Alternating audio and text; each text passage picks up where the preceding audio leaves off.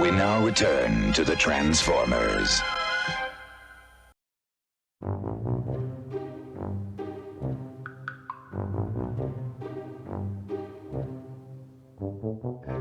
Today we are looking at the Studio Series 86 Grimlock and Wheelie. Grimlock looks fantastic, just like the original G1 design, but with more detail and better articulation. And weapon storage. And he looks great in Dino mode. King Bozo all over. Gold on grey with his wide arms, all the detail. Absolutely fantastic. And weapon storage. While the posability in Dino mode is limited, it is still possible to get a few decent poses out of him. Thick.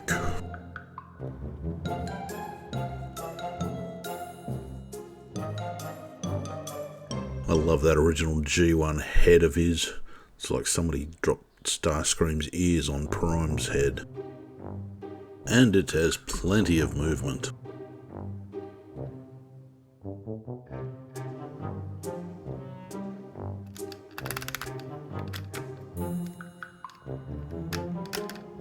Plenty of movement again on the shoulder with that very satisfying ratchet joint. A bicep swivel. A single bend on the elbow, just make sure you use the right one and not the Dino mode knee joint. And a swivel on the wrist. A very swivelly waist. He's surprisingly very well articulated. He's got an excellent spread, both sideways and forward backwards. Bend at the knee and a very nice ankle pivot. Thigh swivels are always good.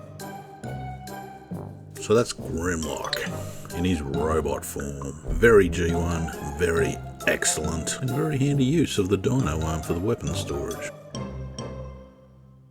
And that pretty much covers it for the robot mode.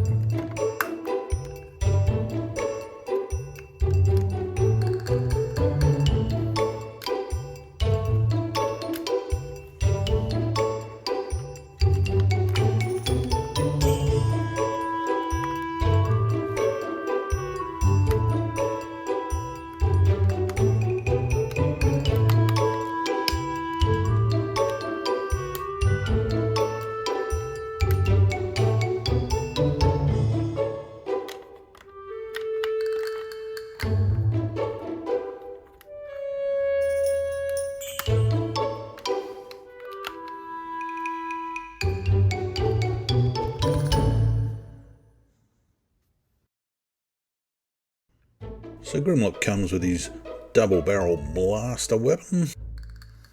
And that fits in very nicely in the dino mode. Two little slots on the back, two little nubs on the side of the weapon, and they plug in very neatly.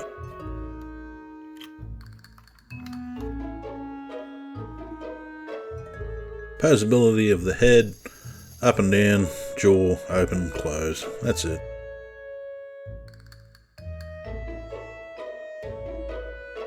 Range of the shoulder movement is pretty limited.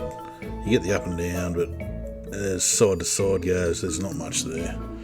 And the elbow goes two ways. The leg will do a full 360 rotation if you don't have the weapon on his back. And they will go out side to side, but no ankle pivot. So there you have it. A very fantastic Transformer. And that's all we have time for. You go wrong way, you fool, I say. On to Wheelie.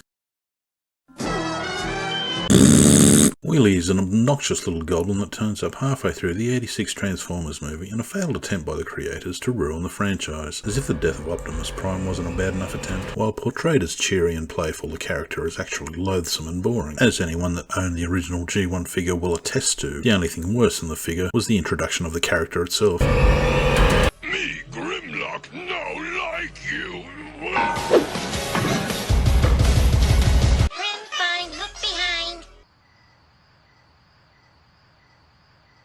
Might as well get this over with. Here's the little goblin, a non-transforming figure, 6 points of articulation, legs, waist, shoulders, head, 7 points if you count the slingshot. A little peg on his leg clips into Grimlock's shoulder. Yay. And if for whatever reason you choose to, you can pose them as chums. Damn, Grimlock looks good. Wheelie also clips onto Grimlock in dino-mode. 2 little nubs on the side of Grimlock's neck will fit into Wheelie's legs. And doesn't that look awesome? Yay. But rest assured, you can pose them however you like, as I'm doing here, or whatever your heart desires, such as this victory pose of Grimlock's after the famous battle of the annoying goblin versus the mighty dinosaur. Think I'm joking, stupid Wheelie fan? This is how it will be forever immortalised in my display cabinet. Forever. And thus concludes our discussion of Wheelie. Oh god, who cares?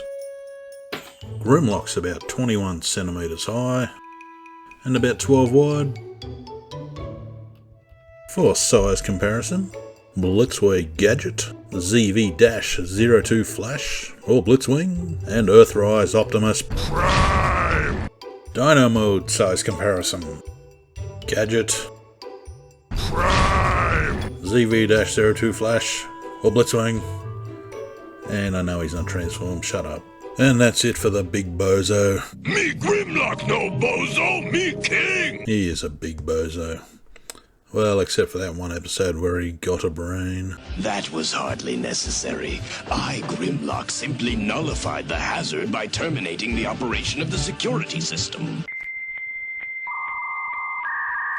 But that voice was as out of place as this. You are part of the Rebel Alliance and a traitor.